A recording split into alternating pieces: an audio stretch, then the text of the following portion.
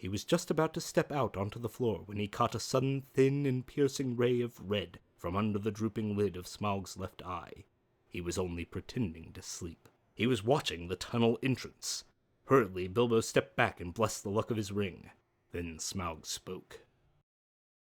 Well, thief, I smell you, and I feel your air.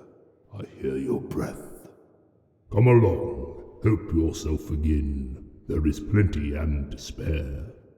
But Bilbo was not quite so unlearned in dragon lore as all that, and if Smaug hoped to get him to come nearer so easily, he was disappointed.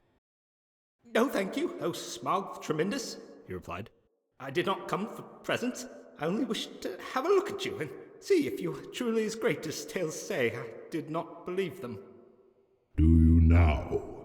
Said the dragon, somewhat flattered, even though he did not believe a word of it. "Truly, songs and tales fall utterly short of the reality, O Smaug, the chiefest and greatest of calamities," replied Bilbo. You have nice manners for a thief and a liar, said the dragon. You seem familiar with my name, but I don't seem to remember smelling you before. Who are you, and where do you come from, may I ask? "You may indeed. I come from under the hill, and under the hills and over the hills my paths led, and through the air. I am he that walks unseen." So I can well believe, said Smaug. But that is hardly your usual name. "I am the clue finder, the web cutter, the stinging fly. I was chosen for the lucky number." Lovely titles, sneered the dragon. But lucky numbers don't always come off. "I am he that buries his friends alive and drowns them and draws them alive again from the water. I came from the end of a bag, but no bag went over me." These don't sound so creditable, scoffed Smaug. "I am the friend of bears and the guest of eagles. I am ring winner and luck wearer, and I am barrel rider," went on Bilbo, beginning to be pleased with his riddling. That's better, said Smaug. But don't let your imagination run away with you. This is, of course, the way to talk to dragons, if you don't want to reveal your proper name, which is wise, and don't want to infuriate them by a flat refusal, which is also very wise. No dragon can resist the fascination of riddling talk, and of wasting time trying to understand it. There was a lot here which Smaug did not understand at all, though I expect you do, since you know all about Bilbo's adventures to which he was referring. But he thought he understood enough, and he chuckled in his wicked inside. I thought so last night, he smiled to himself. Lakemen, some nasty scheme of those miserable tub-trading lakemen, or I'm a lizard. I haven't been down that way for an age and an age, but I will soon alter that. Very well, O Barrel Rider, he said aloud. Maybe Barrel was your pony's name, and maybe not, though it was fat enough. You may walk unseen, but you did not walk all the way. Let me tell you, I ate 6 ponies last night, and I shall catch and eat all the others before long. In return for the excellent meal, I will give you one piece of advice for your good. Don't have more to do with dwarves than you can help. Dwarves, said Bilbo in pretended surprise. Don't talk to me, said Smaug. I know the smell and taste of dwarf. No one better. Don't tell me that I can eat a dwarf-ridden pony and not know it. You'll come to a bad end if you go with such friends, thief, barrel rider. I don't mind if you go back and tell them so from me. But he did not tell Bilbo that there was one smell he could not make out at all. Hobbit smell. It was quite outside his experience and puzzled him mightily. I suppose you got a fair price for that cup last night, he went on. Come now, did you? Nothing at all? Well, that's just like them. And I suppose they are skulking outside, and your job is to do all the dangerous work and get what you can when I'm not looking for them, and you will get a fair share. Don't you believe it? If you get off alive, you will be lucky. Bilbo was now beginning to feel really uncomfortable. Whenever Smaug's roving eye, seeking for him in the shadows, flashed across him, He trembled, and an unaccountable desire seized hold of him to rush out and reveal himself, and tell all the truth to Smaug. In fact, he was in grievous danger of coming under the dragon's spell. But plucking up courage, he spoke again. "You don't know everything, O Smaug the Mighty," said he. "Not gold alone brought us hither." Ha ha! You admit the us, laughed Smaug. Why not say us 14 and be done with it, Mr. Lucky Number? I am pleased to hear that you had other business in these parts besides my gold. In that case, you may perhaps not altogether waste your time.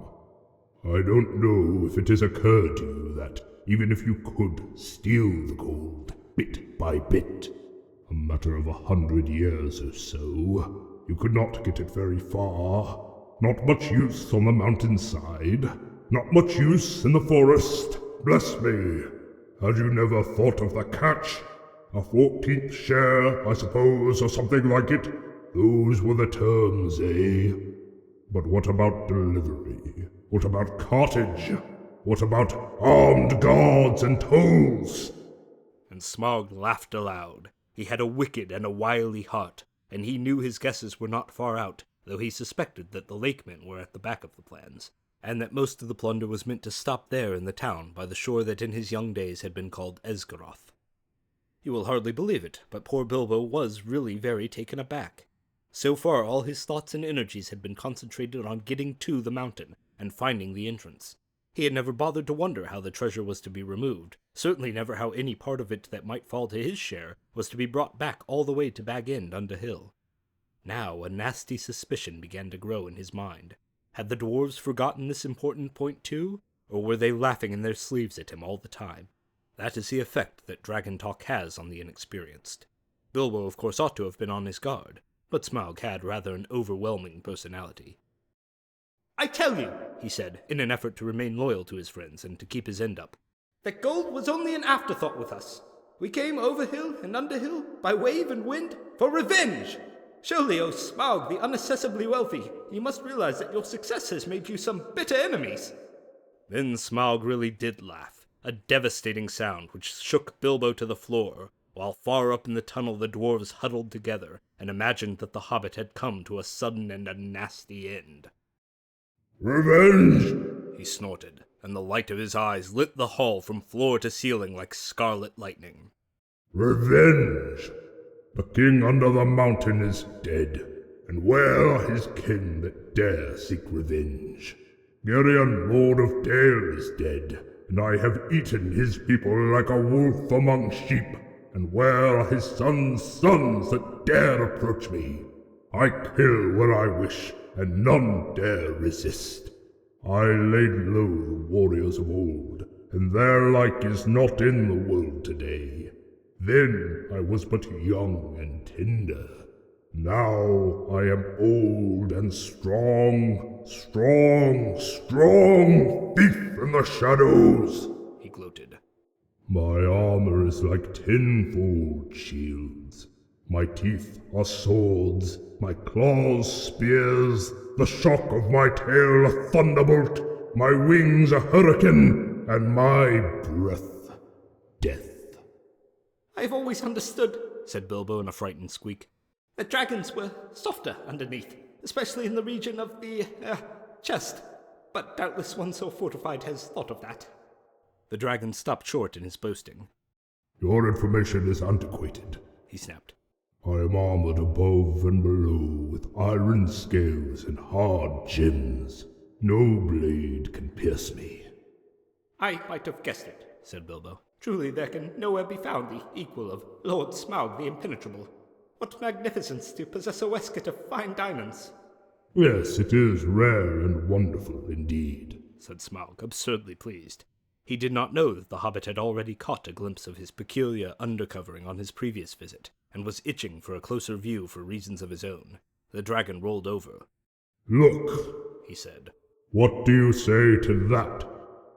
"Dazzlingly marvelous. Perfect. Flawless. Staggering," exclaimed Bilbo aloud. But what he thought inside was, "Old fool. Why, there is a large patch in the hollow of his left breast as bare as a snail out of its shell."